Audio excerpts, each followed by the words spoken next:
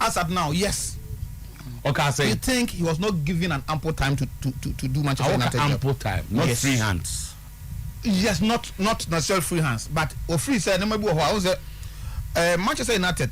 The problem is that I said the executive chairman at that time Woodward Mono. Now Omo Epoko not so much into the affairs or the technical team. Now a mau quite here play away.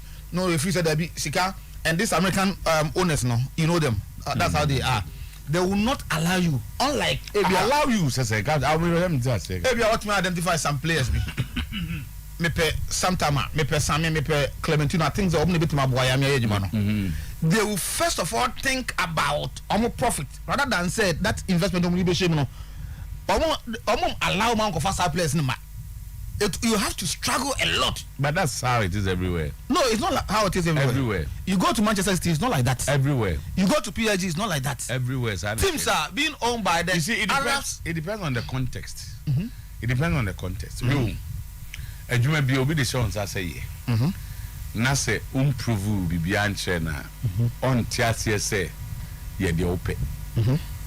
Nim say if there's any owner and I say directors are if you don't convince them, they will allow you to do what you do. Yes. Enti ebiana nipa kro Pep Guardiola. And I'm say why you be da enti no. And I say kakra na the man no prove point enti because Louis van Gaal and Jose Mourinho, for instance, at Manchester United, they spent papa. They spent a whole lot of money. Baby, I disagree. I said, we party from Monday. And say, and Manchester United, they continue to spend. Even under Ole Gunnar Solskjaer, they spend. But captain. But then, still, captain, expenditure. It is a time hard. I say, why? Say, obey. If you almost say, don't forget that they are running organizations. So. That's true.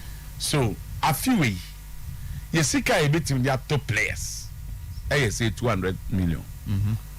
You cannot commit the organization to dole out more than 200 because they don't have. Yeah, no. We cannot spend beyond this. So you cannot come and tell them, say, if you are a competitor not spend 300 million, and until the Otuo league, it will be spending 300 million. I agree with you to a larger extent, but I mean the party and say these things ABS can't open spending. Sometimes every player we want to offload the player because he's becoming a bad influence to the team. In whose opinion? In the coach's opinion. It cannot be. And it has manifested in Manchester United. And now I mean, when you are dealing with big organizations, that is where one person cannot come and tell us say pay. Yes, say, Ebia, okay, I'm the host of this program. Then I go to the directors or management and tell them, say, me there, Zaki told me, so say, Muman Kofi. Me say, Yama Zaki to Ankofi into the main team.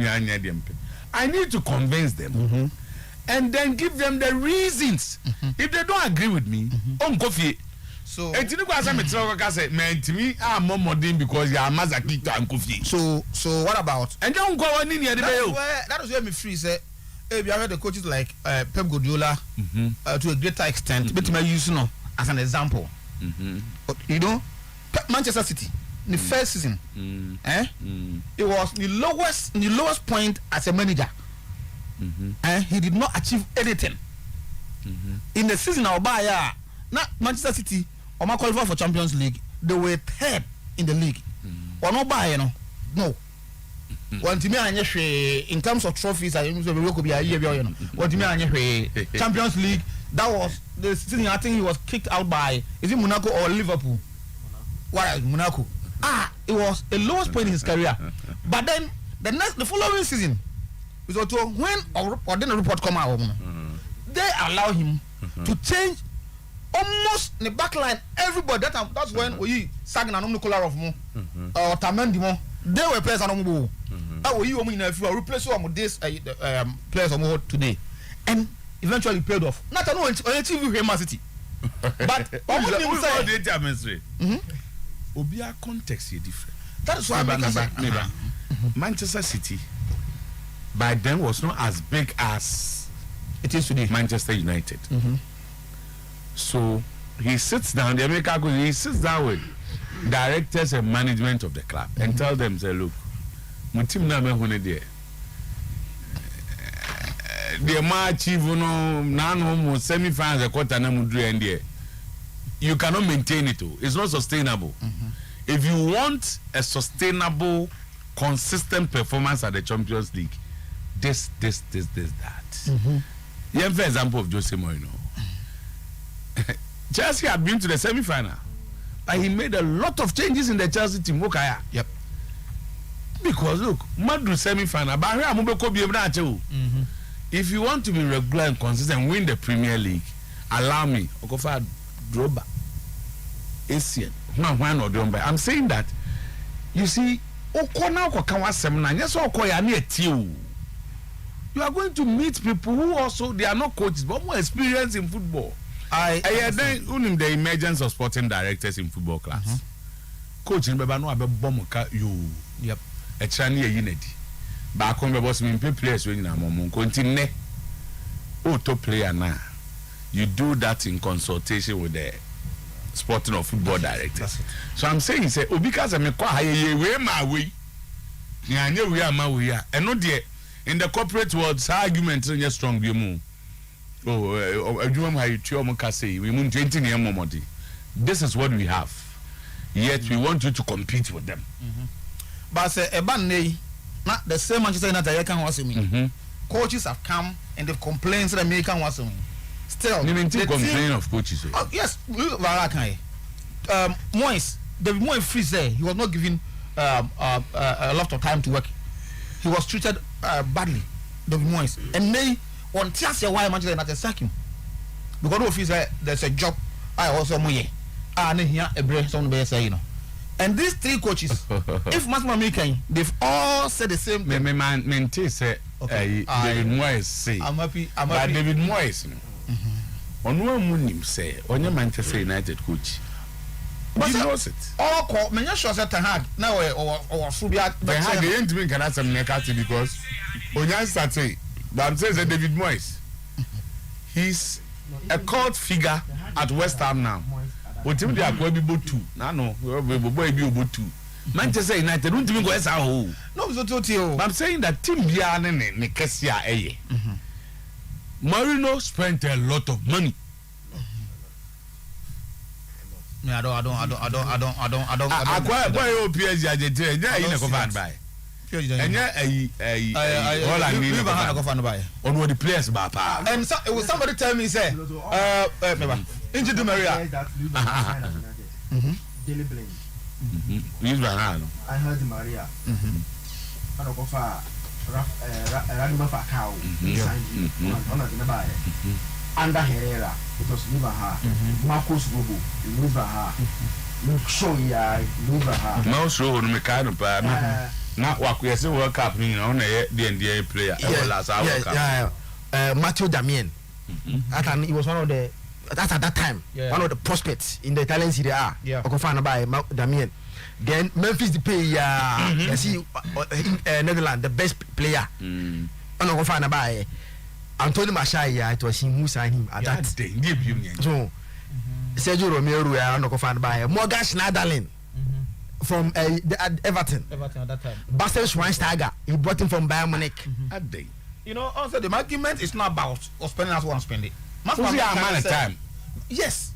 Why is it that all these players, or move to move various clubs, or they become top players? I'm going to smaller clubs. It's not so to be a sanity. I'm going to smaller clubs. You be a sanity. Is it a boy? But maybe free say. All players are free go to go. Manchester United. You go to more Carella. At that time, Di Maria, player who excels so much on Real Madrid.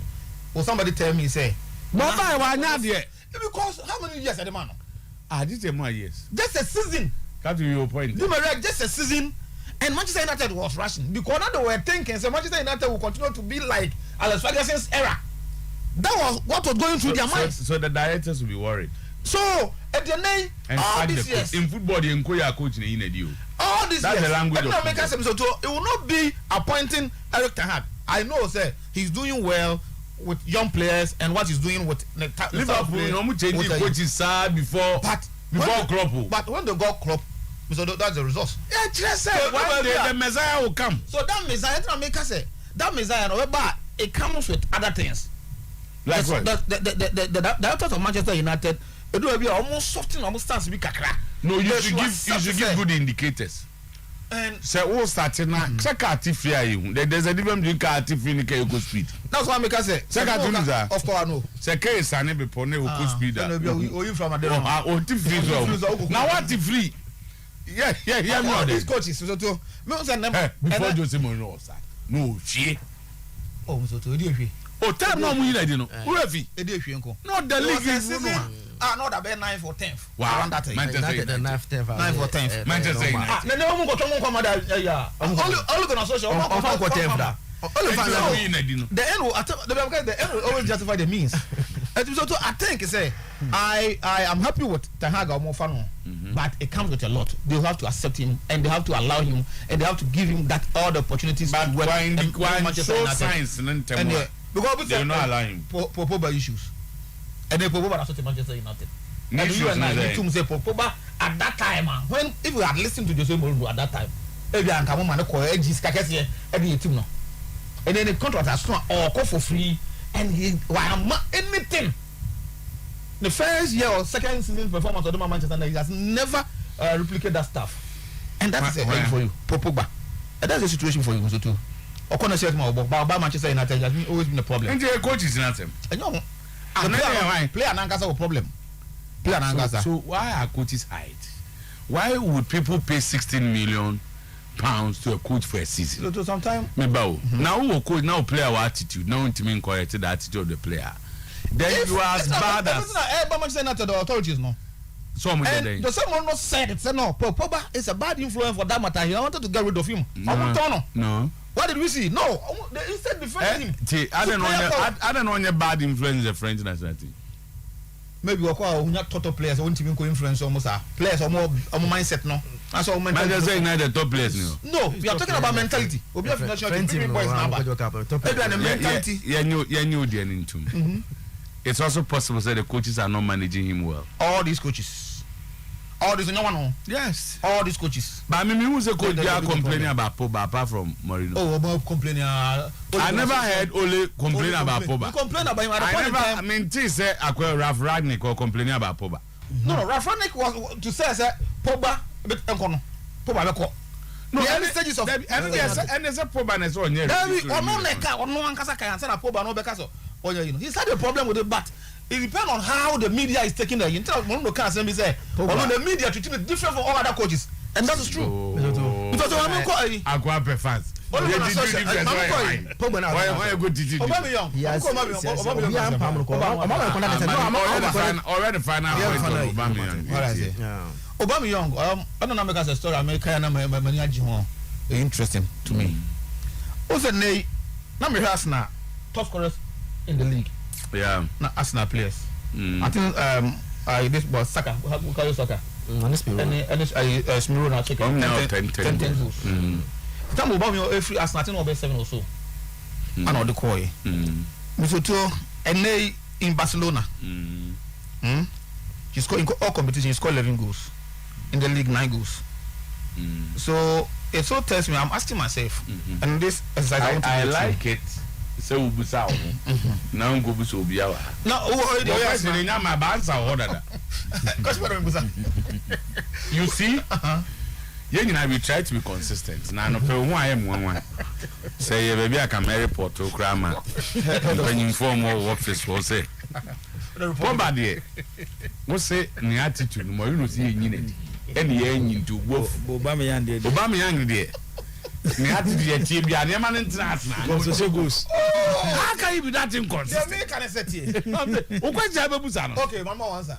The answer is that he was a bad influence. No Arsenal person, including Ateta, and a bit me Obama was not our most important player. But this is a player who will fly to either France or Milan and spend time. Or Tuesday or Thursday. He was the captain. He was the leader.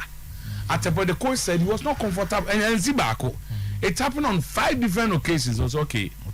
Then, one is Aubameyang in Bobo. If you Aubameyang was not black position would have improved. But since he was a bad, now so your mom believe was a bad influence for Yampamo. M1 was a real papa, dear one would see. Yeah. It's not just a woman, Marino, dear. Said and go for Cavang. What says Obama as a good player? I mean, Obama was going through difficult time. Any point was played, we quiet crying and wolf. Why? What is a wish ya in film? One match where he was changed and he got annoyed. And to play out a son, if you said, why I can say more than asthma. So release him. So on one breath, who agree with me? Oh, I believe in discipline, but I'm saying that Pogba, me officially, why BB, say be also Aubameyang say it was reported, say or show or he say gross insubordination, but Pogba me won't be sir. Oh, okay. I've not heard Ole telling us say be a Pogba while I'm training and now he was late. I have not heard it. Oh, okay. Emma, if you are managing talent, it is part of coaching. If you are managing, maybe you say Salah Senegal money, there was a problem. Yes. In a twinkle of an eye, the issue was resolved by Klopp. Money. Yeah. Not to hate Salah. I agree with Liverpool for they say, oh, the mom Bibia. Cancel Bibia. So this is a leader. What means a team no papa penny woman. Ah, well, yeah. Now the Obama has some okay. So the was become on power. Goes in your best. And Barcelona's experience was the good saying. Babylon to yet here.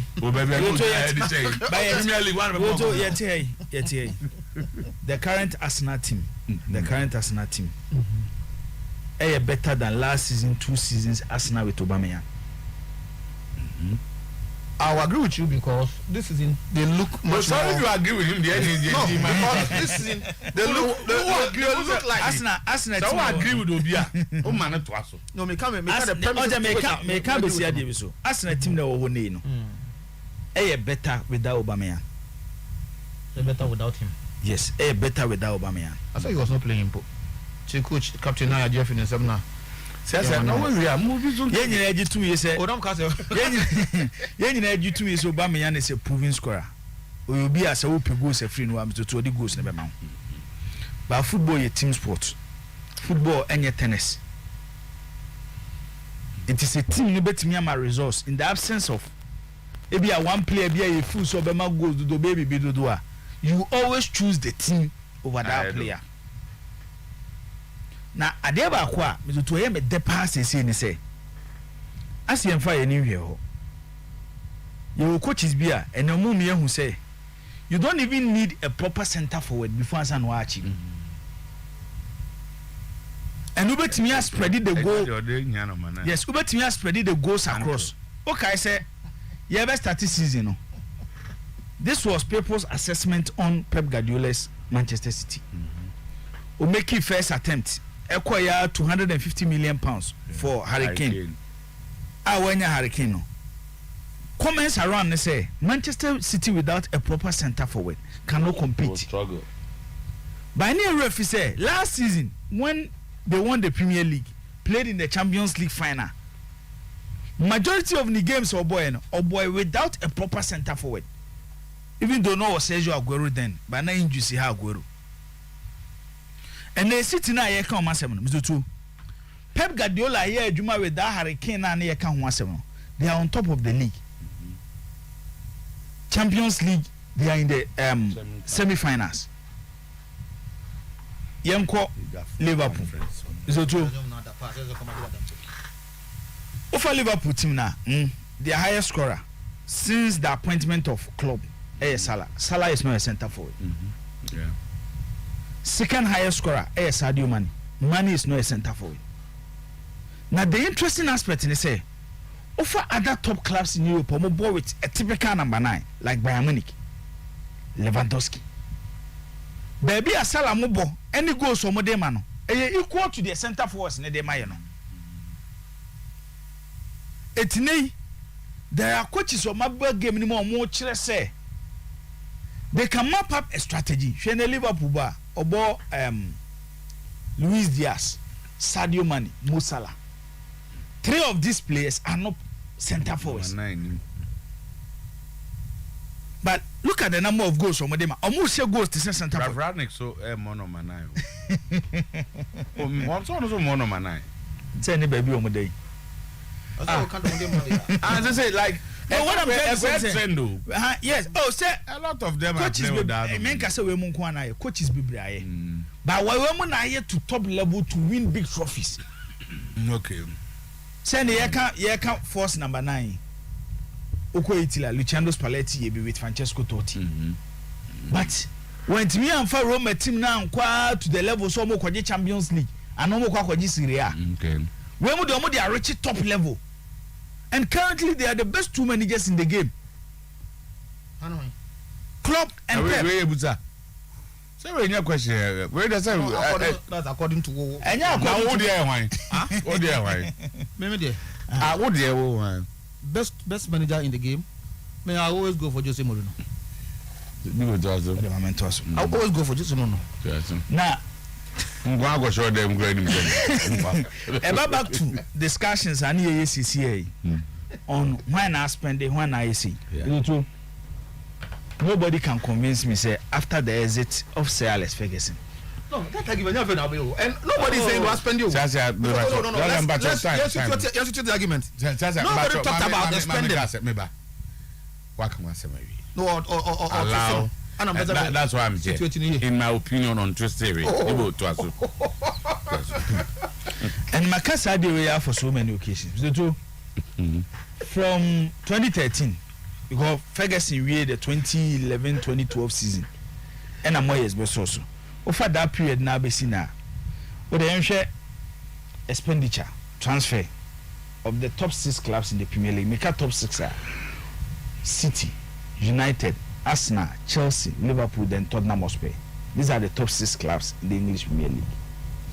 City within that period has spent 101.2 billion pounds on transfer. United has spent the exit of Sir Alex Ferguson. Since the exit of Sir Alex Ferguson. Minister Bonegay be provided on the screener. Manchester United has spent a little over 1 billion pounds. Over Arsenal has spent 697 million pounds. Chelsea has spent Chelsea so 1119. There's a 1 million, little over 1 million pounds. And Chelsea has spent it. Gross or net? No, expenditure. Okay. Liverpool has spent 772 million pounds. Then Tottenham has spent 615 million pounds. Anna or the other screen or something. It's in the screen. Okay, or no income, my expenditure. Okay. Man City 1, 2, 3, 2, 4, 5. Man United 1078. Arsenal 697. Chelsea 1119.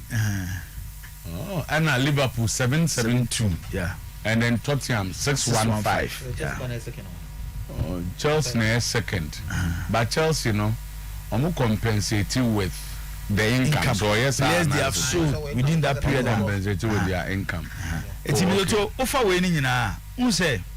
When it comes to income, players they have sent out. So what did I say? Momo Manyesika Kasiapa Chelsea, followed by Liverpool. Then what about Tottenham Hotspur? You move to Manchester City. Then you come to Manchester United. Then what about club AFN Arsenal? Semi Yusu, this picture on the screen at the year assessment. HSA City United based on amount of money all must spending on. I am finding it difficult to sell out players. Yen turn in the back. And they are just to say Chelsea City and Manchester United. See City first, Chelsea second, Manchester United third. Since 2013, Omona spent the in the Premier League. Also, within that period now, what Manchester United supporters say for the club to either win the Premier League or the Champions League. Because no one say you're almost standard. So football is changing. As at a point when Liverpool pick up no na Liverpool timi ko match no more lose but you see Liverpool supporters clapping for Jurgen Klopp because that stage no mu say baby a gina nei see nya abotre the match Jurgen Klopp ebia in 2 or 3 years time the oye ni na die ye duru wa and be din so bi bechie and ampani ampa when we share the work of Jurgen Klopp getting results the player management how managing the players how developing the players because sa nyoma ni nyina no bisoto say okoto player emfa so moto Salah e be 35 million euros and then what is the value of Mo Salah Liverpool beton Salah bro 35 million no omoto Sadio Mane say 30 million pounds Van Dijk omoto ne say and omokoton obi person oto what is the value of Van Dijk what is the value of Alisson Becker what is the value of Ebia Fabio Trent Alexander-Arnold Robertson omoto around 6 million pounds so what it's all these are factors clubs consider when they are taking a decision on the coach because football club now in business at any point ebetimi aba say ebia investment awaye yemfa so repair FM at this stage ebia investment Mr. Ajemaye ebia $1 million so what me say but ebia overvalue repair FM $10 million so obi ba no kwa $10 million obetimi jai company ni mama no because making a profit of 9 million Liverpool Football Club no time o mo be fit team no physical cash they pay 300 million pounds and o mo tu o mo debt kan and the value of Liverpool is 4 billion pounds. The value of Liverpool is 4 billion pounds, including some players now. You have to tell me what team no. It's actually say, what's the owners na here Jumano? The key one is the performance of the team on the pitch no. A coach at the stadium na mom. Okay. It will be difficult for Liverpool as a football club. Say bia, and found say season eboy. Liverpool might not win the Premier League. They might not win the Champions League. But who shape the value of the club? Resource necessary the value of the club. And only at the back who coaches of Manchester United. So me trust na me assessment o muntimi fa ma club no. Ade o muntimi fa ma club no. Because when my main example when Louis van Gaal eto Di Maria 65 million pounds. That be a record for Manchester United. Tell Di Maria ekono. Sika de to Di Maria any sika o moto eso tin. Memphis Depay say no moto no. Say no moto no. Jose Mourinho say no to Pogba. You ever say Kaka Pogba 2 years or Manchester United? How many clubs will be ready to pay little over 89 million pounds for Pogba? Alexis Sanchez, Ebia, Yakikani Bibia Boma. Manchester spend around 30 million pounds. How many clubs will be paying that amount of money? It's offer all aspects of the game. And you only Mizoto, yes, one, Medisic meditate. There are a lot of teams. Share. My memo example. Inter Milan are currently on top of the current champions of the Italian Serie A. By about this season, Milan are on top. Based on performance on the pitch the last 2 seasons, Inter are achieving more than AC Milan. But today, you value Milan more than Inter Milan.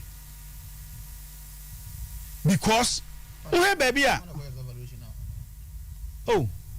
Also, you value it means that there's a source. If you want to hear it, oh, now who's that? Oh, some of your colleagues, you know. There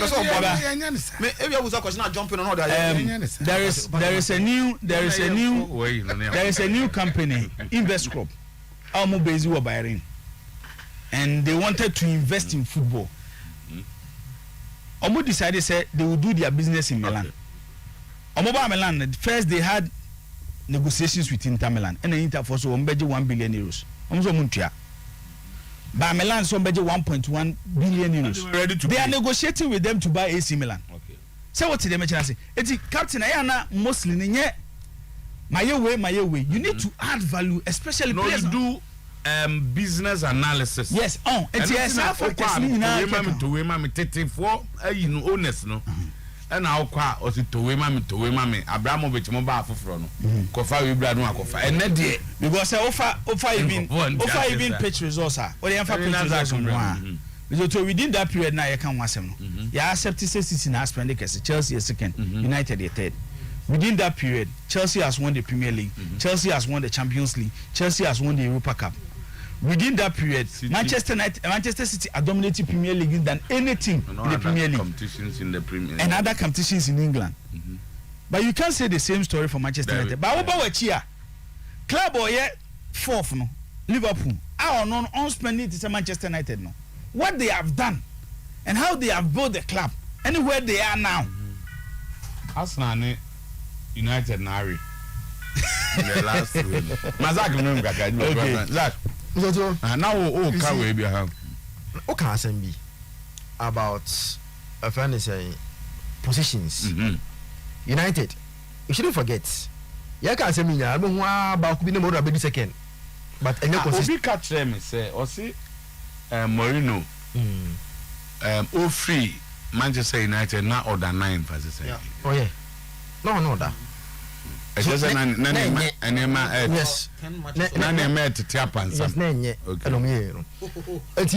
Within since a year no. But we are second back no. So only see the second last year. Only. But this year where is United? Because the structure is not properly stationed. Structure ben. Say structure in the sense of recruitment. Okay. The policy. You sorry people play we never have fanaba. Sanu na have running bay. They don't so why we? That is after end our session. Still another time na so. No safi we share. They are bringing in Paul Michel. Proper sporting director. Who has done a good job at Southampton. Southampton boys here and omo makasi nyina ne on recruit omo. Oko Tottenham, Dele Alimu, Son and all these guys he recruited them for Tottenham Hotspur. Oko Leipzig. Omo project no, he was the sporting director behind that project. Today he's at Monaco. So today omo won the need to bring in a sporting director. Proper one.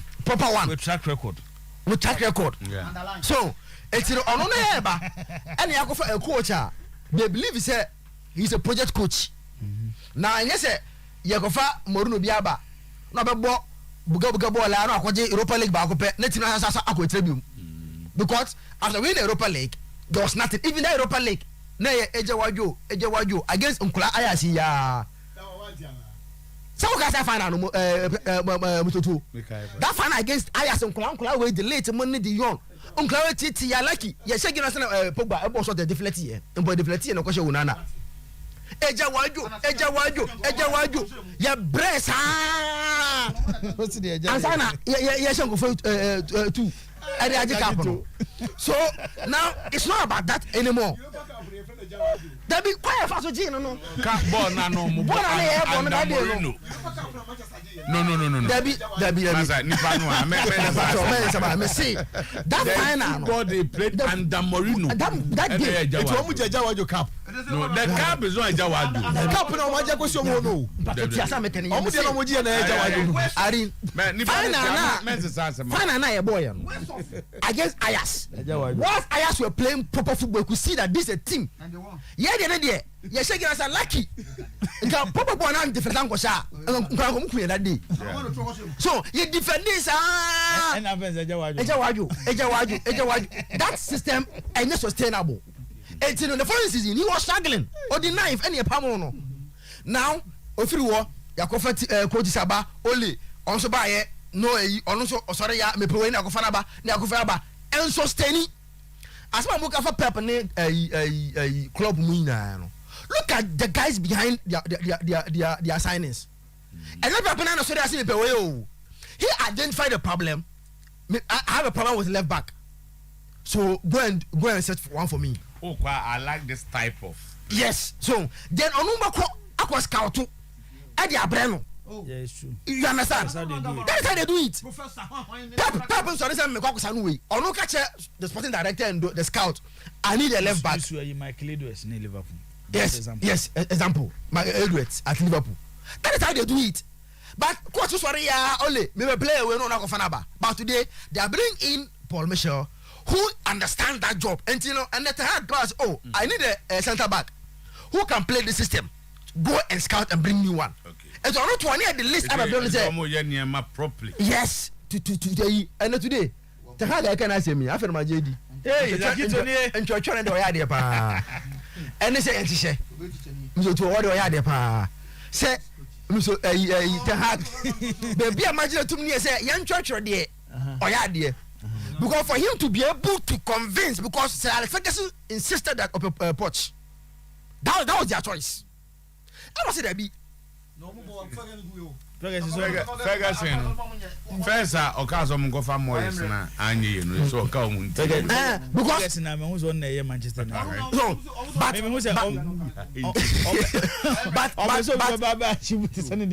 Raf thought that no who shed there Ten Hag idea about that man so to Tadic in the Premier League na say onya de krabium but he didn't have a good time. What young? What's young? Playing with Nemfa, but you got the bet out of him. Now you are Sebastian Haller. About Premier League at West Ham. He's their top scorer, scoring in the Champions League for fun. And those boys now more Arsenal. Anthony. Yes, Anthony is coming.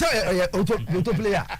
Anthony Bob's what my you get so today the light ball boy in and the light played his best football under Ten Hag.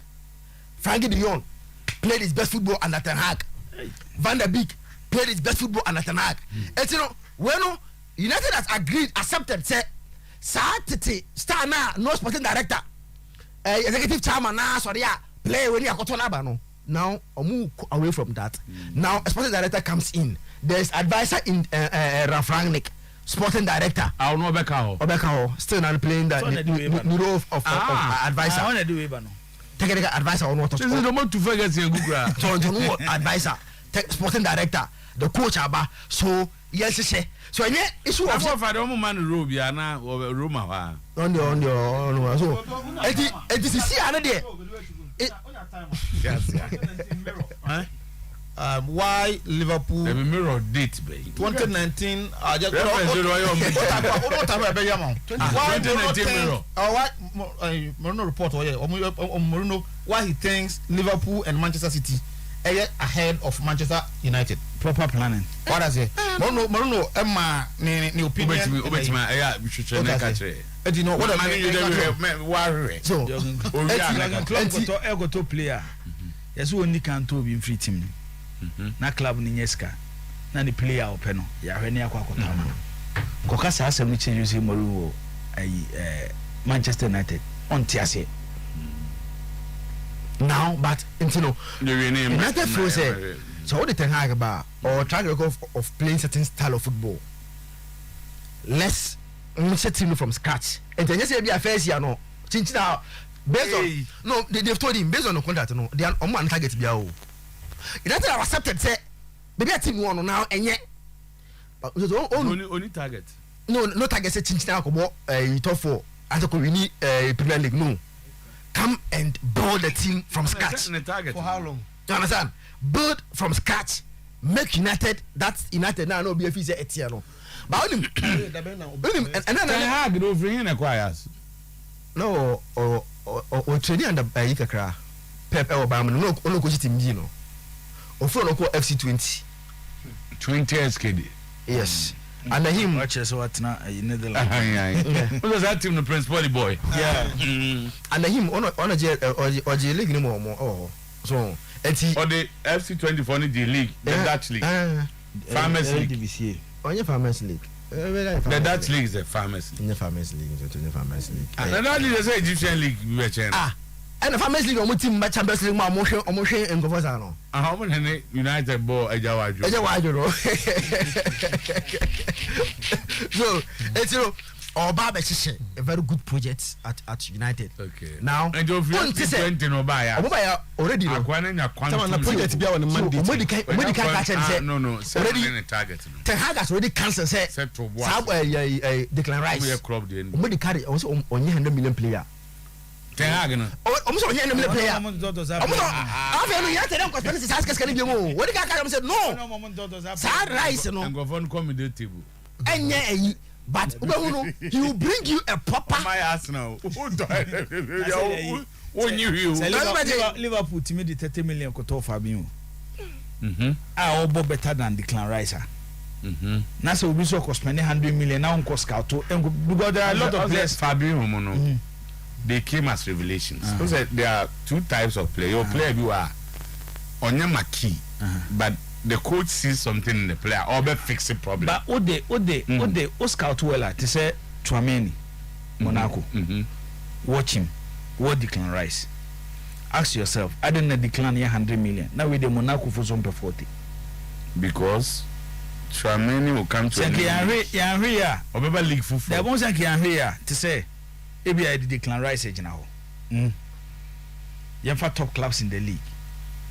Obi asked what the 100 million. But they watch these top clubs. For Arsenal, they have Thomas Partey. Oh, you're better than Declan Rice. For City, Rodri, or you're better than Declan Rice. Over Chelsea, they have N'Golo Kante, or you're better than Declan Rice. United. Oh, they will call United. They say you did McTominay near idea. Say problem. I can say so almost all. We call Liverpool more Fabinho. Tell them chance. Oh, the recently look at Tottenham Hotspur. The Mourinho Kofane by Dennis ni Højbjerg. Share Rodrigo Betancourt. Tell them chance. It's when you have a proper scouting system. You don't spend any hour. And non just say, won't go to play and the value was out. When Liverpool got off Van Dijk at 75 million pounds, some of us near question marks. But to buy now, but Liverpool were convinced since he cannot answer for person Mojano. I can't deserve says can. Right. But they can write CDMs too.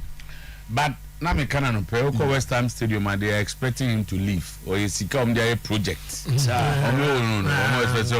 think that he has to leave. No, like the final year, no, but Ombenyeska they are there. Only better. Like, you need to know tell him if you now is a tanang say. Now we say the announcement no kwampo no. It's giving United some vibe for China. Now Arsenal are in trouble. Now this announcement alone have putting Arsenal in trouble tomorrow. Now that they have no this announcement alone has put Arsenal in trouble tomorrow. No, you see now the excitement, the euphoria around the euphoria. Now Old Trafford. Yes, now every player wants to play because Ten Hag is matching be. Ten Hag at Holland or matching be. So every player wants to prove to Ten Hag say I have to stay. Okay. And to Arsenal, you are in trouble. Tomorrow you are in trouble. Ronaldo, you know. He's back. Yeah, even Abebe 7.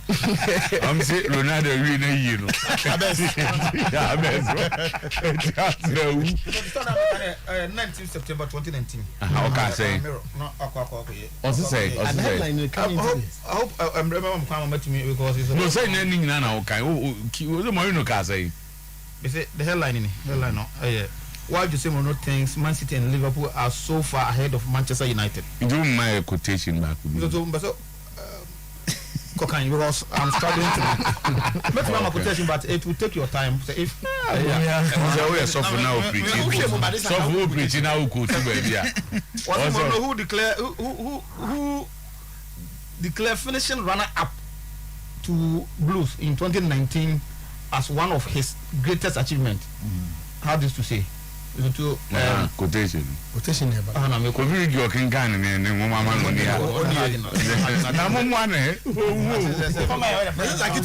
best person when you look at City, for example, when you look at City, for example, the owner, Ferran Soriano, who's the general manager also, Tigre Pakistan, Pep Guardiola, and his staff, you can see harmony, empathy, and chemistry. That is done by the leader. No, me can't say what kind. Now also yes, now you not say more come on over there. And now make the Manchester United must see to it say they follow that because and then my customer City Liverpool. It is because of the Jose Mourinho. And when you are not allowed, how do you do it? How do you do it? Yeah. And who come over to us? My understanding is that if you're a leader ene ma mo no complaining ina no e on na also ye ohun alo kai enye Manchester United Manchester United they are struggling for that they are kind be from the one let's pinpoint them. I'm talking about Manchester United they can't Tottenham but I'm talking about Manchester United and after 3 or 4 years after the same no they are Baba David Obing Obing Nyako na na mo say David that try dey be kan or the okofa saman and or the beto what na the saman ala kaka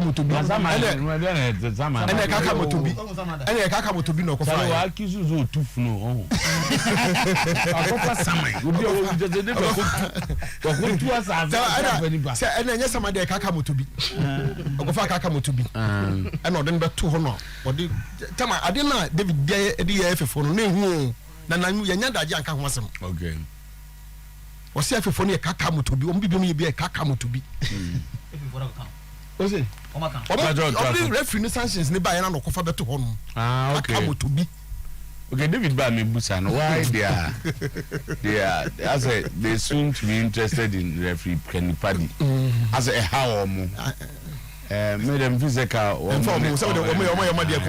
as they are worried ebisu so obi ka kire me no as sa no a na they are creating the impression say kotokose no mo share no enye papa that is why they are concerned on be say they beat House of Hope fair and square so if you come back and criminalize the referee I said the referee na bua omo say that's why they are interested why will you is it true and obi has the right supporters say ebia that is their view and I didn't na be mu kotoko for so almost o madwene no and they even have given a reason I think they want me on said two parties no when the Kobase nipa na a typical supporter of the club the stance awogina on this penalty incident a difficult so be blame no I used to know go be kun referee I don't know be kun referee no hey one day say until Liverpool this happened to Liverpool but say ba for me say on one more case say it was a good penalty me can say dey na struggling to reconcile so if an independent body as a supporter if an independent body like referees review panel ever out ever can say the decision was wronger now say Sekotoko communications manager elebu almost kaya how do you say to that there are matters of opinion and as David Mutu it was a good penalty yes as a management member it was a good penalty and the referee is just being victimized yes only the club no difficult to say and how was also feels that it was a bad one and so they agree with the verdict how was it one do my referee believe the independent body or what do so how do you throw me kotoko me has I will not believe that maybe I will not believe the independent body. I will look at how I saw the penalty. Unfortunately for me, penalty man who be. You see, oh, dear Bako. Me am in fact video na ban. One way be disibu. Na no mkofa is it Elali no bia. Elali match be a say ball no. But other angles should it was a clear penalty. But the video on the media and Timu said, Mona will be a museum, no stadium will be.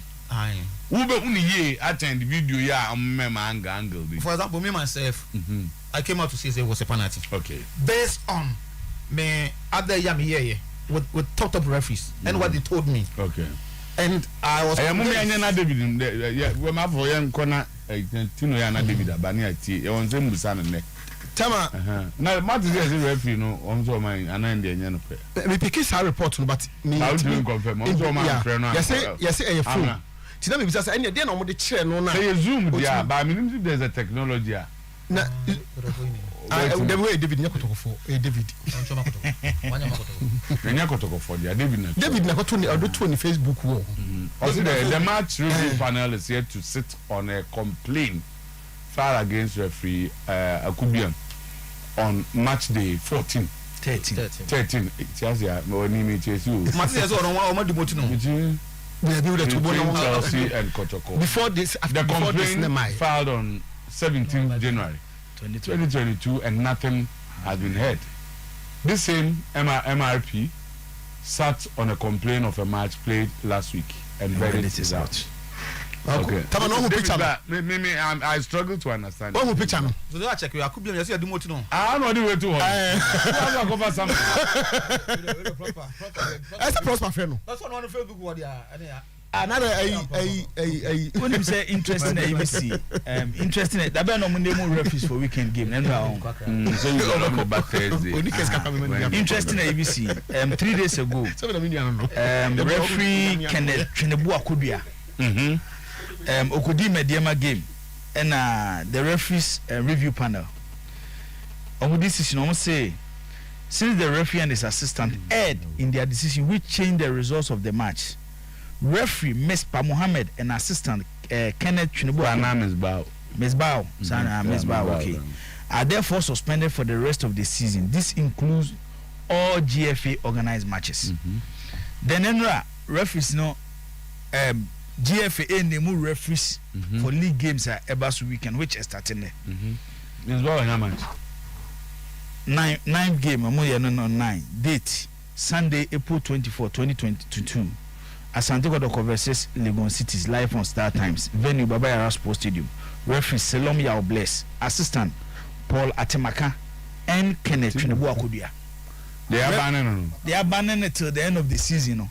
Yasa Queen is on my channel. The ruling about 3 days ago. How many channel?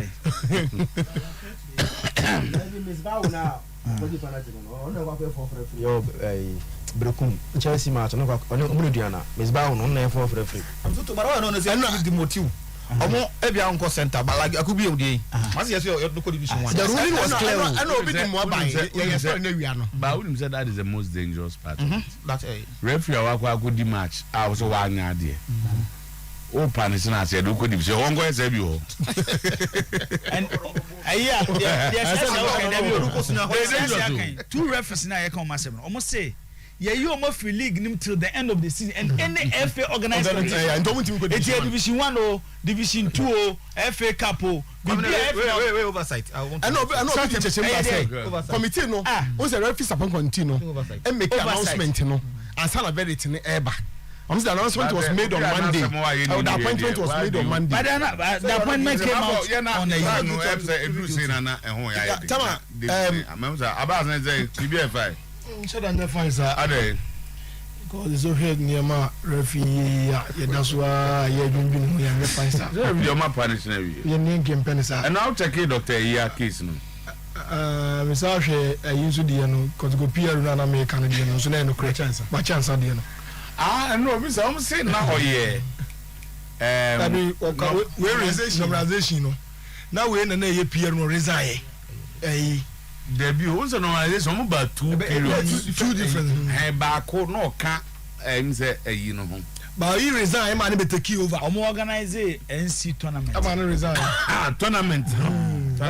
If you want to be able to copy, na just say in some name of you can see ko bon match bi wa Accra na percentage sem bi wo jema kotoko satan no e piaro a just say azam ya ne ka se dia na modwene sa ne enso adwene o se dia mususu se we no e bi susu se we be kazini to be se no sa yesu ya be dwene sa etihia iye kako eno anu no iye kako you go fight is a kotoko. Some percentage no yeah kotoko 50-50 no man chape na sports person over that fight tata no I dabi no sports person yeah say kotoko no mu ofiri one obey kotoko piaru oba so ehuni what you say e ya de no we kotoko pia no so aba no abeka because say me atu bo bi so ba I dem no mbuze go buze na me tu bo na so ba beka so me dia kan say referee no minim say me mre ni so ma me mre referee no a chain no aba a chain me ka referee no ya got transfer analysis born baba yaron ya bo 63 minutes kotoko play out for my 3 minutes 2 minutes 4 minutes 3 minutes kotoko 9 players na that form ya the video ni na beba na munya na mbo 63 dabi that's play and to form kotoko play out for no ko ja no ho 63 team 63 yeah we bu FIFA mraso say play at that form no ko ja no ho 3 minutes no da no so ja ho bi o 9 players na to form fata I keep on the top man am catch so me enko fie and me enko fie nam just say what you say and the referee no and some one no what tire and ya hwe obi obu ni nam asase no what you say na asase say no kwa ne say so na asase baby what asase central region 7 years no nko so da ti amama fo monitor so mu so bi ji aso so asase no mu video ma yen for 7 about them we you and say tino bram don I don't know starting we over how no because so we tell us we sit down na ni nyina ye ada we refia obi na we to time ti die I say obo just say di board we na ja na o wi aye nduan ka Semens Vita Mr. Again and if you that David I din you na ba no abeka na oba ai na kan akware ate dada obi dey David picture no different types are sending me intimi be ma bon na ye bia kan hu pa o and if you that na metu be me biafo so wo kofia wo dey bowura herbal shop bia wo si Semens Vita Mr. Again wo pebi so wonam kwada ho na nwumro baje macha wuhia papa sanse kwani e fa so na yesisie no mu adwuma oba na fon na fe bema na beja ne dada mu ni nyina mu so no wodie no ukọ kakra bi na wabrɛ wontimi nyina so enche wodie no ebu ne mu a edi ne Semens Vita Mr. Gang media me metayi su ntino minim ne de eye eba womodem so boko akoto bie full clinic na ye bie de atum emfidie gu ho mo hypertension diabetes honkomo no from do prostate no me check ma every 40 years na just gine nsama anhwa odunso no be ha adwene yie pa anemia malaria ya gin fidie be go no mu a ye de bo adwuma gadindim gadam doctors nso ne muti ye ba hwa kwaso nkoso na afei what yesu that them obi oba obi anya results na 6 months obi atraining sa Semens ni nyina no sa ukopie mo asokore mampon wo be rura bank no wo dia vitamin sare dia mesito bi Monday wo hye me afaseda no efa brada fe hu sampa ma kire wodura bema wo de ka gadindim gadam ma fe ma no bo munsam de ma wo 0240 616061 0240 616061 Natural Company Limited wo ba wa kama ya no ne 9 ene a true man capsules bema wo jeje no ba no maka cho se bema de nka cha no ba so 3 months na wo mpa no bom foforo sanse wadwuma so ani wo de na nkoyi a wo hia true man capsules be gina so che na fe wasura dem wo kokko na ka ba da ne heba kuma se tinata ka ba case and crime 0249 017101 Faith Homeopathic Clinic ajaba kwakua ai me se ete si wani so a masa ete ne fans o ne de wo me aka ho da bi ko busa obi a ne de na ko no onche se ho no ko ye eye no nkitinkiti bi fagu uminim tafre kamfansu nka ho acha ye 2-3 days ne nsunsanso ne ba no wani na te ete ene de firo bia ne wo a ibe piem wa sentimental hanti bomodem na afei ni nyina mu awo no mo bi mfa ntwa mpo abra ne ehwe ni nyina wo prostate no nyama enkoyie sciatic pains na wonya no eye Faith Homeopathic Clinic ana wo ko na afei ya hwe wo eye no nketenkete na ahene makokobem 18 junction so mo amoko piem e wo Bogo Sunye station ho takrade so eye Anaji police station 0246 72 8675 bosha badie o frawa na tesenkane a wonyema no bebre baako cables no sesa no neja ametofie ono mo yanko kesantins dan mu niwa na ho ene de aba what New East Chinese Clinic na tesemerika ena wode eko kwai hamofa so ehwe nipa no ano hye mesi obu ho a na beti no ehwen obu nso okosi akan na firi kotodwe no atofre ho ne sisi o complaini ni nyina mu no wo chepa ba bia wo ti stroke nka no bomodem so obeko New East Chinese Clinic na fe yetimi ahwe wo ye de traditional ne yehwe akoponcha kwa so a ye de hwe nkofo yare ene ukopie mu ewo Kumasi Stadium Sobolo wo ben odifo asore enkrafonko opposite Kolebu 0244 423666 na just say ahwade no aba post near draw in boost me patcho medical to for se pebi to one more se de would bia me yare wan kwadwuma no what one ya track time see you adi ni nyina so system no aye week de bia no ya de bia twam no de to kekra mamadem so pe in boost Dr. Sharp ene de ba ye mfa ka na mu a ye tonton wunya bia pe na system no aye strong obabu ne nsanyama koyie infections bia so eno ene de ekutia eno ntibomadem so oba fresh 0246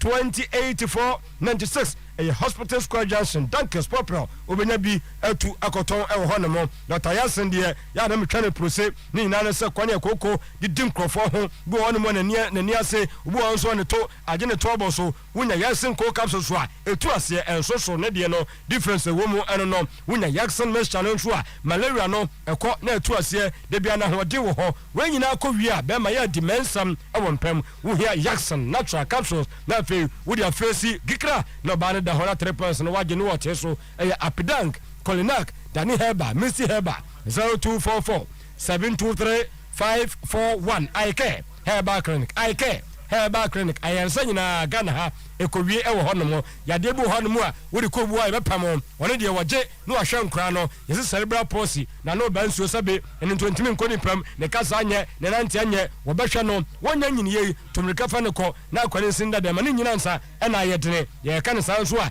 ye de paroni ban healthcare ointment aba ye dwuma papa paroni de tisa sakake magic ointment no ye healthcare ointment no na fe we no e kasa e de ma wo ko ne sa na promise eba Ferdinand Danny Heba have me 0243 035 898 21st clinic 21st clinic sciatic expert Ghana hanyina no wo mu ye strong papa hwekwani ye poso asanko for sciatic dia mo masum da dem yade so otompo no wo na dwudwu na nkokomu a e ha dwuni ye pa me kan sa mfa stroke ne nko prostate no menstrual pains waist pains ni nyina no ye tu ase e dia ma ye started with 3 branches of mesi atwam ye said ye number 20 wo bomodin akopiem e wa hwa wo ben alpha radio 0540 311 and now who kofia a dini victory garlic mixture utopia na chese woba wonko bon sanu biem ebra bosom ya so na mense saba obeja sa de nyina adwumade na wo ya ne bia no kokakra no atra so kokakra no atra se no obenya etima gya so ye papa na system no aye strong adwumade bia no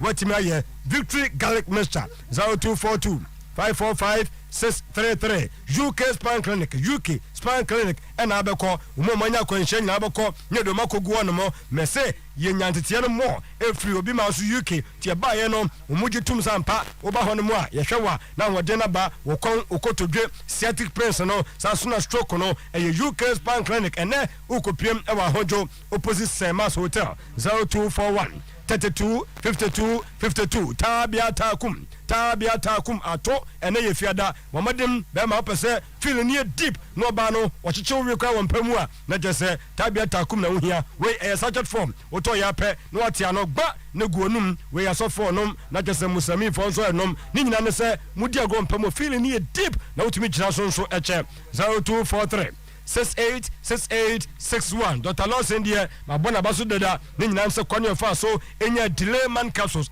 ye didi anke pedua ne ntentem nanso mpama grodie obi apede eche delay man capsules tina duo ni din no na ne na gya basobo mema bema no memu yetu na fe opemu a esi ase uwie su a na oka me hya no oba no wo sese hu a na no nso manase ache na fe ni bum ni nufu no emu yetu na ache no mu yetu ompewe na apede wunya nkoto be se na num na fe nufu no mabe drum na aye kama Mr. Nadia wunya bia pa no malaria wo de to ase ointment no fatwitwi keke kwalena ka ba Mr. Eba Dani Heba have me 0242 13 35 77 0242 13 35 77 oboko na nyama nyina aye kama edi amount ti mamenko na boss player ento aso empamamo tino that's in cafe de ko Dave akwaba o bibia fine because some just 2 minutes. What reaction do you have? Some of you can be na yenkoso. Oh, you want to react to a commenter? I think my message was misinterpreted by Bafu. It was work of Sometymer. Yes, Sometymer. So Joker is a team in one of the most popular movies recently, one of the grossing movies, Funny Joker, and I got no doubt. And a movie that talks about injustice in society. Okay. It is so if it's a decision, no? Smacks of injustice. It wasn't about the decision. It's about a Juma, the match review panel, no, in recent times, as compared to complainter about. Okay. Your complaint about sometimes it take a lot of time. And your complaint about anytime. So that's how our justice system is. No. Maybe case where the 5 years or quarter. But this is different. This is different. Match review panel, no. Clubs report issues to them. They sit on the issues. Now verdict say bad on day. Aba. Your asema ako. Sometimes it takes over a month. I say no matter asem so. You know also HI by video, right? And when you see Mr. Otuo, I want us to really look at the matter from all spheres of it. Yeah, but against Accra Folk, penalty incidents by Emma referee Nijima Kotoko. Right after that, the referees manager of the Ghana Football Association, Mr. Alex Kote, granted an interview and said, well, no, pressure ban also too much. Into Tuesday on Metnaso, never the Tababonte. On record, this is the first time in this season Ayabo Macha, the referees manager of the GFA, has spoken about any match. God, that's the biggest game. No, but every football games matters. No, but they are bigger. No, but say about Premier League there, every football, every 3 points is important. Mr. Otuo, you see, we should not treat certain issues different from we treat others. Ebasa. No, Ebasa, it affects the. They are big ones. It affects the institutional integrity. That's where we are. That's where we are going to, because where I can tell you, say last year, CEO Veteran said we lost the Premier League not because of any house match in Lucia, but because of the subsequent matches are taking the needed points. So Football League is very important. We've seen teams in EPL. They didn't do well against the top clubs, but they did well against the smaller clubs, and they won the league at the end of the day. So it's very important, especially for the integrity of the institution. And this is an institution that is also headed by a personality, according to records, or your former Accra Folk chapters vice chairman, Central Region. It's a fact. It's a fact. It's a fact. It's a fact. You get my point. It's a fact. Patriot say. So my boss in your confirmation. About say Papa na order match review panel.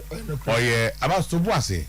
To wait. Now me am so. You what kind of America? Was it? About match to boise. About match to boise. Me say. Who confirm what I say? Dr. Ian. Or your former Mamusa question. Now how the answer and the way you want. Dr. Ian or that match review panel, I don't know. The national deputy organizer of Accra to Folk supporters, Abbas. Who confirm what I say, Papa, no, RCC, Central Region Vice Chair. Oh, be confirm what I say. We don't confirm. Said the Ramokai and you go with Musanoti. So now confirm. I know because I'm not going to be confirm. Mrs. Said the Ramokai. You go with Musanity. What confirm? What confirm? That's it. So young can we can do an house in Matobom. There here. Can you watch us? No, don't take a decision. What take a decision?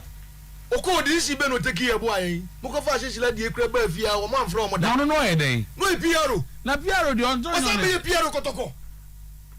No no no conflict of interest. Nye bia no. This is a match review panel on my penalty referee. No be okasa there so no on decide. Okasa ma ekuo no say there is a match review omu wi a nya Ghana no never policy. Nya yi Pierre never policy. Omu wi a. Me come mom take this. Say they wa confirm my man say Dr. Iye you know him by them. Dem ka na nra no. They him ba to about say confirmation. It's Mr. Otuo in one breath and because of how serious nature of Asante Kotoko has matches here. You always have to have the institution position the way say be obedient mean label biases against them. That's what I say. Okay. It's Adena Kotoko aye complaint against Refi Akubiam. Whether you sat on the matter, you did not tell us. And by the practices and precedents of the normal match review panel na actually say omo transem so bia kwanya verdict no eba abonten is to publish on the GFA website and also to write back to clubs and say tina masem no so no this is the verdict about abonten. As we speak, as Asante Kotoko as a football club, nobody has written to us saying if you could be case tina so no this is the verdict. Never. Secondly, it is not on the GFA website. Say you I know you have smart transfer so and already later now recently who say on security document where that was the verdict. Who we did verdict now? Say the verdict takes effect from the day it is communicated. So was it communicated? The day is communicated to when? That's the point. So they should come and clarify that. So what then I know about it communicated to Akubia? No, but I don't know an interested party. Oh, I said so be you know we say Supreme Court will say some court e woni pa unit them na judge be kan verdict na other party no lawyer ni one as a client no and na depend on the you cannot even give verdict. Abbas on the most serious note Abbas we are true to mama Abbas is a issue between me and Nana because I really have more I want to put out so I think so that is the issue, Mr. Otuo. That is the issue. That's the issue. And you see, we are at a critical moment of our league. At a very critical moment of our league. It's important, say, every institution in the GFA should do things that is right. And now, there are matters that's coming up that will improve, say, and this is a question I'm asking. I'm not saying in a definite position. As maybe I say, in the match review panel, the Ghana status, no, any whether they have the right to they don't even have the right to even punish referees. But almost transfers they have to refer to a tribunal or the executive committee of the GFA. And no grandpa so that's the position. Matro to find out. Are you going to find out? To find out on the from DFA why by statutes of 2019, no. The MRP cannot issue verdicts. Oh, that's a matter. That's a matter you follow up. And I sitting here, I think that's a matter all parties will be interested. Will be a matter of sanction. Yeah, that's matters they should be interested in. So that is the position we are communicating. Say the institution. Timami Musa say, David, why are you interested in the Kenny Paddy issue? Because no, we are not. No, Mr. Otuo. Say if you check all publications I've made David Obinya Kumatria, I've never made reference to the referee and the sanctions are Yedama referee no. Me can't want them. No, the pepper. But time me say the match the referees manager at the Ghana Football Association. It's a can a man bab one thing on the media say match na ya bono ko for referee too much into metra asem so Tuesday no. All that I was doing was watching to see whether pam they are going to sit on the match in less than 2 weeks. Abra any case akwa na case ni mai. Secondly, an ESCO member or the head of the referees committee at the GFA sat on radio and gave verdict on the match. One head of referees committee. Frederick Acheampong. No, he's not. Oh, there's a committee at the GFA. No. Referees assessors. Referees assessors committee. But he not. And if you look at their work, they have to take reports from the match review panel, and based on report of Musa Bekano, before the assessors committee will sit down and take a decision. So why does he sit on radio and take a decision on the matter? No, did he take a decision? Oh, he said it's not a penalty on radio.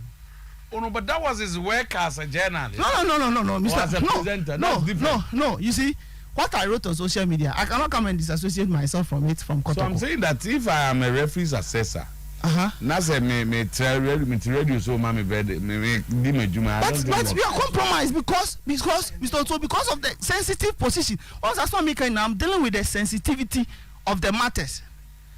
Mr. Otuo, I'm dealing with the sensitivity. What issues do? Because we have to be very careful. We are dealing with industry, a footballer, and those with emotions.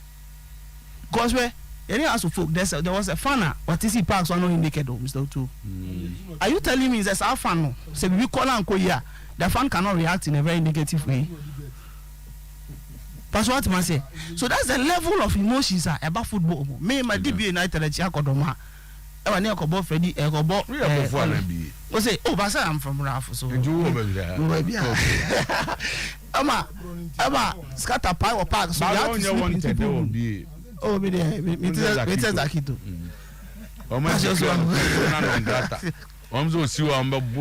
So, on a more serious note, that's the issues. That's the issues at hand. What we are saying is, the institutions should be seen will be working.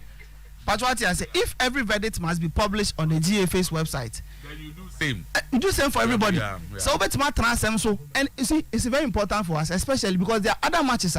Also, sometimes we are so much concerned about Kotoko, any House of Folk issues. I can tell you that there have been other matches in the Ghana Premier League, and match review panel not to meet transem and so on them. Take a decision at the my tribunal won't take it and could have helped the Ghana Premier League. I'm not saying this because of only has. And now you see, the advantage is that has got to matches be on TV. So what about the other matches that are not on TV? Incidents, 2 incidents are the prosecutor of the GFA actually placed as for taking an off with incidents are and also for any Emmanuel Jen Fimewa. What about matches are in the TV? So have there been any issue like that? These are issues you should raise to the GFA. No, but these issues they should know. No, Mr. Otuo, but to. for their position at where and where they sit, Mr. Otuo, these are issues they should know and be concerned about because we are in a very critical point in our season. And we have to make sure say everything that we do and our posture and everything does not make Obia Kotoko support and as Obia House of Folk and Obia confess and support and any other supporter be and basically say there's injustice in the system. Matty, David, do I remember also then you talk about your game? Just a minute now. They're not me something. I said we can fan. What's your into your fan? Ochim said DNA. A baby in Azibia on an engine. Say you don't know kind of Bandi will be or say a competition league and that anything concerned with the league you should be interested. Say I will say what you say you punish referee the Bible the Oyama Kufino, your mamma. Would mean punish you be not Odia show who be the Nadia Babon and only concern because as some no coin it be a me my follow some me push me there. Say be a become as a mamma now what do you call what fear? Yeah, come with mamma. I was anybody in the Paboni. I don't know, say, officers are more. And fair play. Metias, Brekum Chelsea did your call, I got in a Brekum. Has your dear queen every hour, every day. Yeah, you push it. Said the case in my you did be one. You did say, and yes, will be pushy. What do I say? No, I see a deep will be at the pepe because Muninamu don't go back. Go back. I don't know. I ain't the pay dear. You ain't the pay. Said the refugee. And Yaman in pet said refugee. That's a court display committee. Has no court of a bar. Can you ever young son? Ya boy, then as we become what Bahabi Bria or Casemuno? Oh, Chesse, oh, I was so maybe be a pepe. And Jemma, I said, Penny never has no court of in your pet because more ram the can be a pet. Any other Bobacona, I didn't be a BNB in the BC. And a Bobacona, and a Bobacona. And your pet. It's ye Shuba. Wouldn't even compare the Kumasana and the Chelsea and your pet. And your pet. Yea, sure. The best I can, Madame Vitias and say, Kotoko and 10 points. Then take Kotoko points. Don't baby drunk. Was the number from the and your suspect? That was it is walking decision, you know. Decision as and one take a decision on what I've not said anything. What does the one can be by a moment taking decision? And all say decision of the Kiano. Your case is be one mark as a Omoka. But when you quiet Omaka, this is also then now when you have if I'm home. If I'm tears the points. Yeah, been am the core. Yeah, 3 points. I have 3 points. Don't you not 3 points? Ah, and then you abandon. And then you abandon what 3 points. I mean, abandon. What you say? And you got to call the assembly, mum. But I'm going for ya. I'm very suspect. Mumbi. Because me behind right. That's ya. Then you 3 points. Yeah, they have been too much. No, but you can say never bubble. Mumbi and never bubble. And the House of Folk. Let me remember. And never bubble. House of Folk against. Legon City and just so he Akala heat in Akala Lions. Legon Domoba Akala Lions, Yabobo. Yet can say, Yamia Legon Mubano. What do you say? Did any Legon be or baby? Did you any I didn't jam. The information from Cameroon, did you be any Cameroon? Cameroon, I have got information from Cameroon. Abedu Kruma and say Cameroon in Wadinko Mokakra or Cameroon so by Nema from one way up in Taman from Ra. Wish I got down just a name of the Yaman. Never City. Found reality, dear, you could see what you could see Tamalaya. Son never taught us. Sana beto to aso ye ko si tamaleya. Sa ko to ko lusu. Ah lusu ba Cameroon anije ba Cameroon. Ti anije ba. Nze ha ko to ko lusu ba Cameroon ani aje. De be si bia Cameroon ani baje. No matter how de be si bia Cameroon ani baje. E de zero ko to ko bobu na wu. Papa bi Holland no. Na oil boss circle ni ni bo. Madam for Abbas kasa o me pekra o se me Abbas ye be ma pa mo Abbas pekra ma obebre 500 pounds o se me Abbas nsie I want to be be pa mo Abbas ya o se me Abbas nsie e die sem o se ba kata ni pressure cause o so hand papa e du to be ja ba me ya di gre na ma wa o za what do we jaba what do we say na on fa no I Cameroon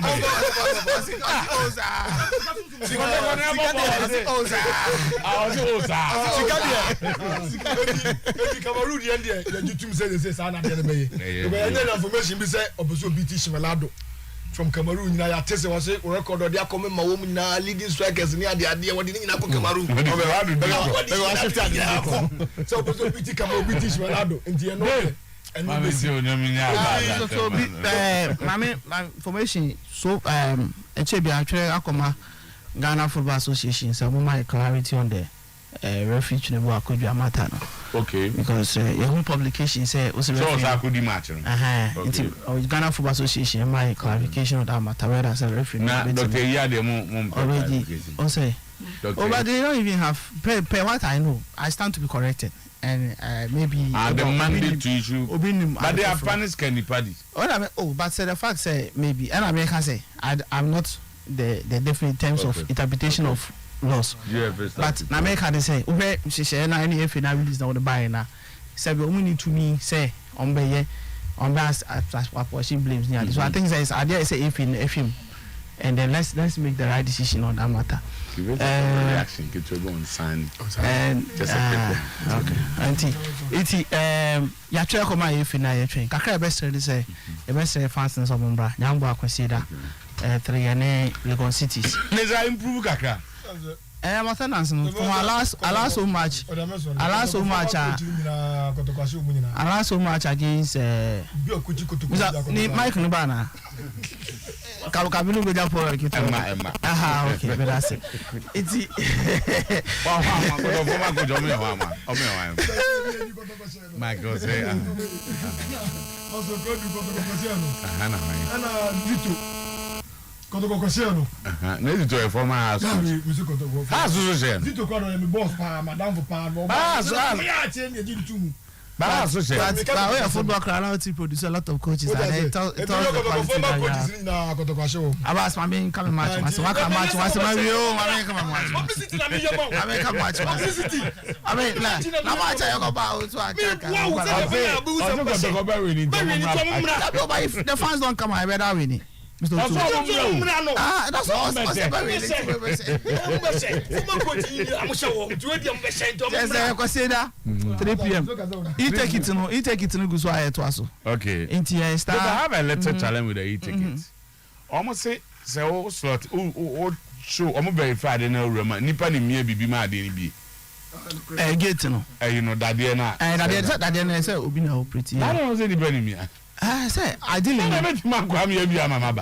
because ideally that's why I watch checkers or security for to make sure say obi I have verified in between the usual in anyway no you go to elsewhere what I know is that oh yes what the security I don't know what no abia ma no be nipa ni ho I think say we have to probably integrate the system yeah let's upgrade it yeah we have to because that's how they are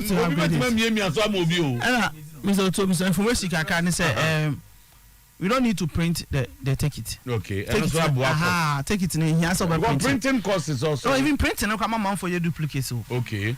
So we can print. I would just say once you have it, wait my room. It will work on printer original. Yeah, duplicate. No, we duplicate no room tape. It is also printed. Just have it on your phone. Just have your phone to do a code. Never mind. No about code natural. Nipa no about code. Once it's verified, no. When you access. Wait my for a day. I wait me so for it. But so can for that. I say we here say na wa for the mo be nipa na ban on the room first no it's the best star 711 hash ebiem so fabu registration no is here ebiem fabu census no so as we speak now you want paying for magazine you dey boost no 5 akosi magazine CCI IRS strategic location coding access bank animo a o corner be so your fabu registration e be ya ma fabu census ebiem say virtual city no last match in 13,000 which is very good. So I also good 5 and so it be super well Baba Sports Stadium. Okay. It's on a match the Rubana vs. And yes, our registration on phone so. We no phone so but why I was struggling so bad. I think the figures are encouraging. Yeah, can gradually we are picking up. Gradually we are picking up team you say. It's best say obi amra star 711 hash know how to take it. Then go akọ see that 3 p.m. bra. Na yemfa Lagos City Satikon come so. Me da CP. Me am officially me am akwa ti ma mo akwa ba. Boga Martin. But mami Musa. Cha we team go another match. Ashim say this season take it. It's for one man game. Take it be able to be an here trust Kotoko Legon City. So one fan. I'm be a man we be am gas e. And you come be bo. I that say okay, now you from say na anopay. Your family Ibrahim Abubakar. Okay, I'm a treasure for. Una no am who din we so no. And how say why? Obare Kaudu. Sunny boys no. Yeah, Sunny boys. Awe de Kotoko ni. Na we Kotoko ni na Kimbeza. Kimbeza le busia, ene bi Kotoko ni. Na so Kotoko ampa. Ene Kimbeza le busia. Alaji Nana. Alaji Nana no. Alaji Nana no. Ba o ye Kotoko ni nti Kimbeza de wo boa. Abaka so ye Kotoko ana. Me before the enemy Kotoko. Ba say why Kimbeza. Sani na dim ko Kimbeza. Sani na dim ko ye. Sani you me to Kimbeza mo. Okay, there na mo pesa mo react Sani kan pesa mo react. Ye pesa me for me the pesa me react ni say o kan sem bebre. Ena ebi no kre bi ye no kre. Say do si kan no. O mo on to be pam ye mfiri Kimbeza. Yes, you want me to because Kimbeza le busuya. Na mo Sani di this guy bi. Allegations ni here. And the money confirm we. And confirm e hwehwem. Ena so this guy will go for abroche no mo ntimi confirm. They really dey ntimi confirm. Ye investigation. Na dey an confirm we. That na allegations. A throw the boy be charged suspended. Say yeah we evidence one. Ya suspended na nyama be say. Na boni no aye. Bibri or create rivalry between Kimbeza and Kotoko na exist. The yes all mo Kotoko na mo wonu na mo dey fa wan pa mo no. David yes sir. Enye na dey fa wan pa mo no. One thing say no point bibri I say make say the sign car na just 1-2 minutes. First one was say one na my positions we person will be clear. San one man PR supporters PR one. Was siasi amu time no. Siasi amu time no Kimbeza ko relegation ma San join ko Wow Stars. No clear. After that ko Wow Stars until was back Kimbeza na obia no e no sa be fa position until o minti ase atumdelbi ababu modelbi obia o e no point we say we person we say e acting say. The sign the point here. Sana point here. Say the all can ampa so na. Sana point here ba enye onu nko an decision. We point here na obia o honum. Omuka say ya je atum ansa na aye wo. The all can here no crazy so na the man. It is say you fan say you wa say no we post. Na wa ma me post a chen wo de. Ntimi yesa. O se o ma me chairman. Chairman so say PR o sha na say. Nti we post na wa post am obi de chen wo de. They say mo dey ntina mo se mo suspending. The entire suspended and nan say your performance no. Yet in some bebre e found. Inti ya kasa wanjina nchen na ye nhwehwemu nhwe say no kura enye no kura no push. But some boys. Ye no boys. Ye no boys. Yeah, no boys. Yeah, back in Kimbeza. Kimbeza you to Kimbeza. And the umbers more reacting. Sa picture now the man. Sa picture. And you know. Sa Jason and Nation Kotoko I think cannot place. And you back must be Africa be but the fact is that Omon Fancy say. Omia Kotoko for back in Kimbeza ya busuya. You know, even Alaji is not different. Once I know more the same.